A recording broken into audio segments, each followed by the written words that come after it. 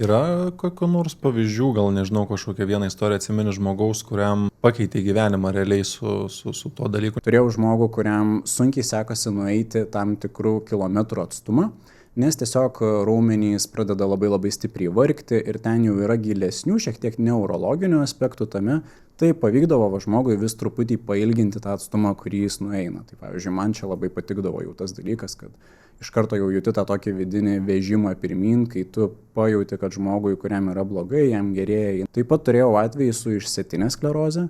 Man pavyko padaryti taip, kad bent kažkelių dienų laikotarpyje žmogus statė žingsnius ir žmogus pajautė, kad jam eina geriau eiti.